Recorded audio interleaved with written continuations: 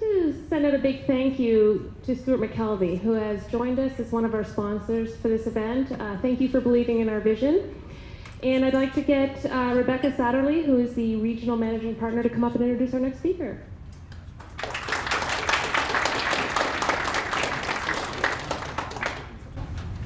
All right, well, the tall person was here last. We are delighted at Stewart McKelvey to be part of this event. There is something so wonderfully awesome about powerful women helping powerful women. And I think at my firm, and I'm just going to brag here for a minute, that mentorship is something we value, and it's something that has really made a big difference in a lot of our lives. So when I started practicing law in 1996, which feels like but a moment ago, but was the odd year ago, there was about 6 women ahead of me in the practice of law in that particular firm. And that was pretty well par for the course across Canada. Right now at Stewart McKelvey, we have 3 of our executive officers, including our CEO, are women. More than 50% of our directors are women. Half of our managing partners are women. Half of our associates are women. And almost a third of our partners are women.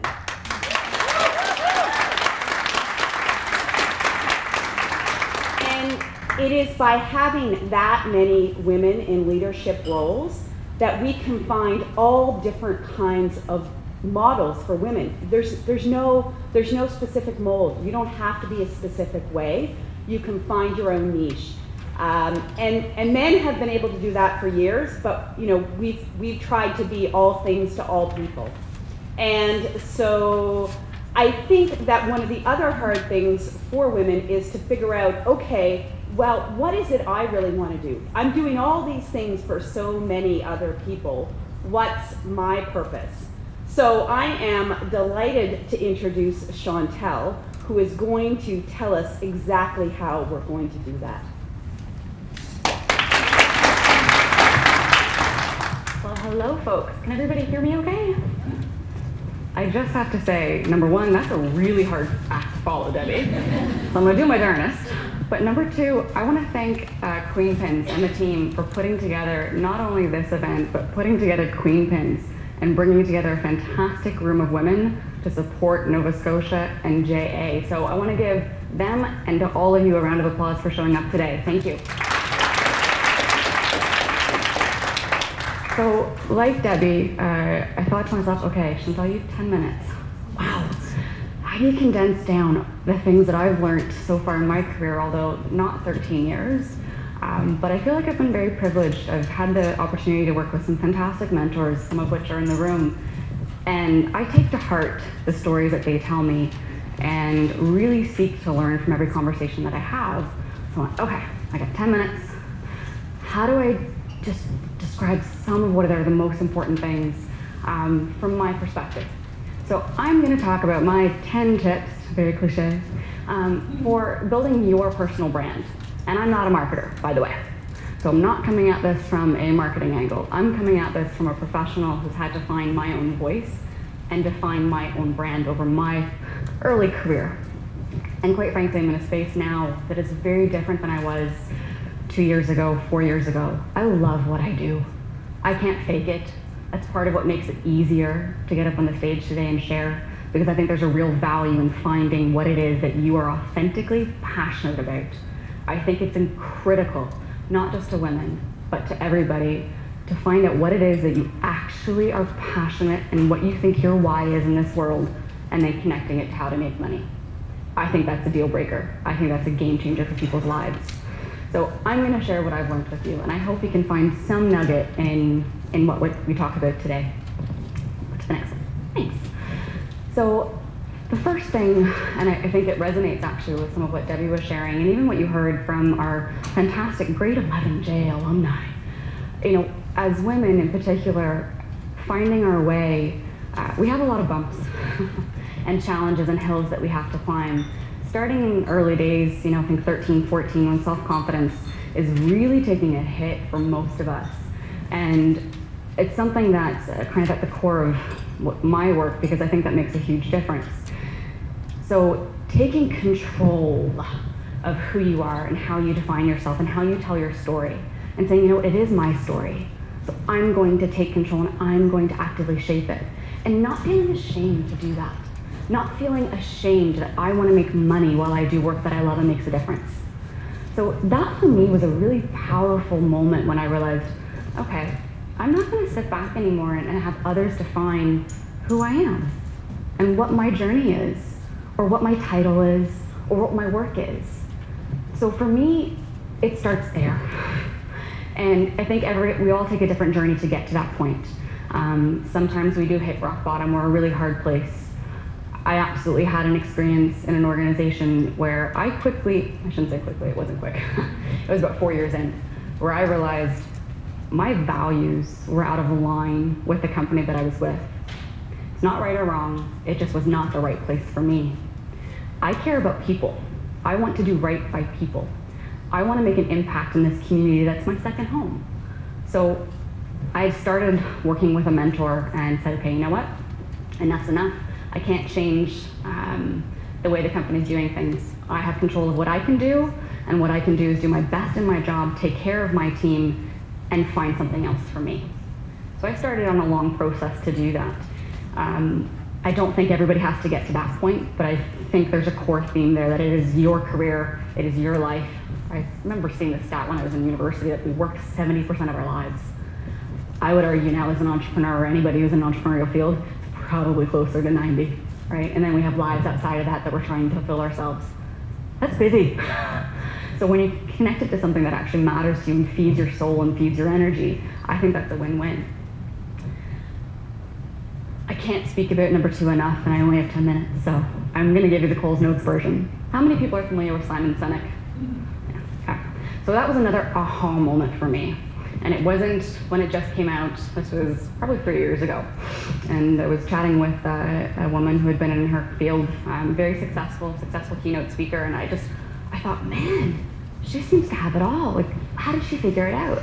And through our conversation, she mentioned Simon Sinek's video to me, which is Find Your Why.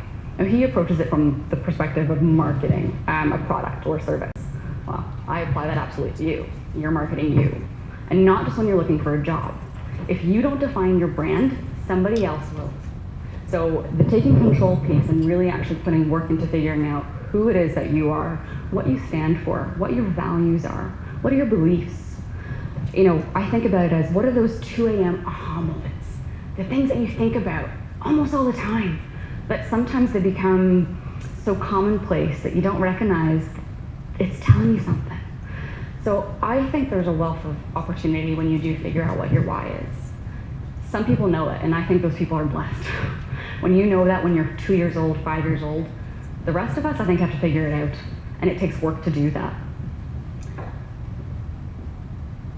In addition to that, once you figure that out and you unpack it, it's owning it. So, you know, when I hear Debbie get up on stage and tell her story, I'm thinking, man, that's who she is. She's owning her story. She's also owning her point of view. So that money is a good thing. I also agree with that. But I do struggle with it as well, because I also want to do work that makes a change. So, but I own that part. Owning your story, and it doesn't mean that you think your story is the only one that matters, or that you're the only person that knows anything of value. It's not what I mean. It's not ego-based. But only you know the journey that you've been through. Only you know your strengths, the weaknesses that you maybe perceived or real. So believing in who you are and knowing it.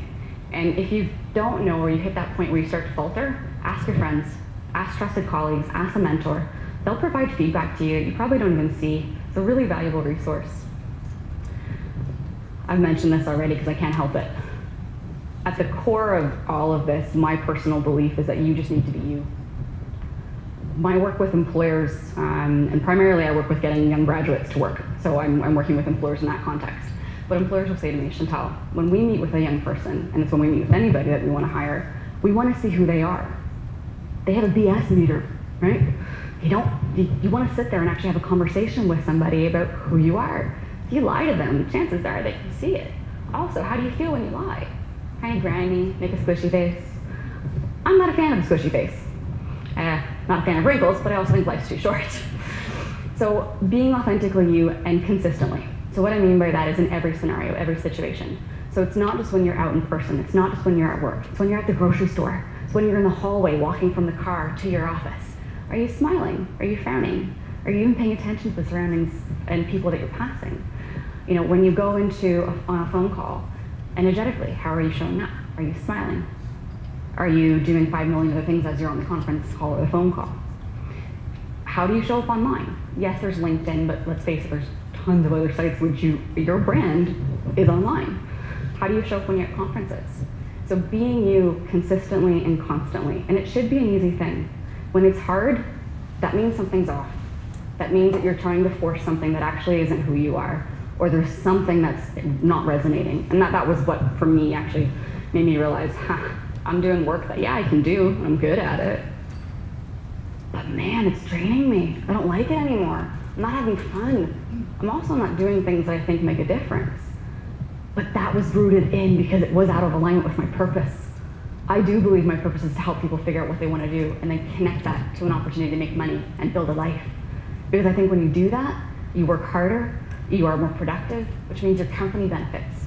Which means that when your company benefits, they're able to do things like this. Your community benefits. So I really see it as a ripple effect. Caitlin's giving me the symbol, 1 minute. I think I'm doing good.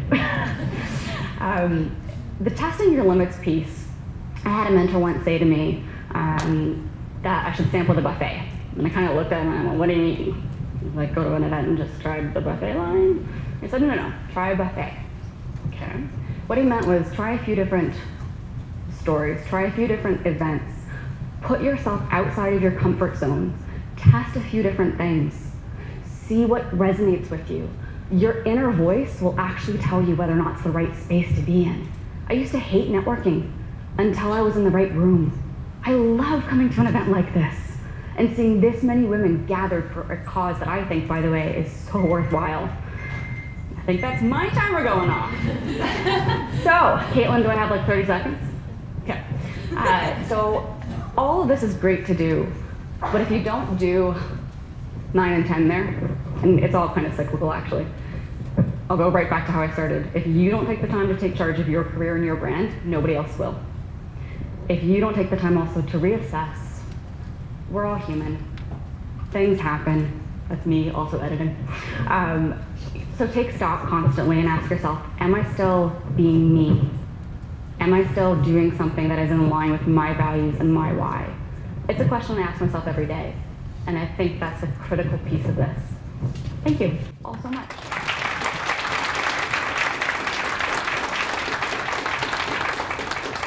Thank you, Chantal. Do anyone have any questions? Oh. It's more of a statement. I have 2 kids. They're grown now. They're in their 20s. But it's interesting. I wish they were here. I might try to grab this from you because this is how, as they were in their teenage years, I would always talk about their personal brand and every decision that they made and how they dressed and is this who you are? And if you can, and we had like almost like a little checklist.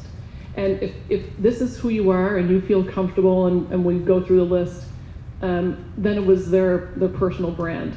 And so they would actually, as you were talking, I thought, oh my God, they thought it was the ravings of a lunatic mom, and you just validated everything I've said. So thank you very much. This is what I'm going to do tonight. Yeah. You're most welcome. Yeah, thanks.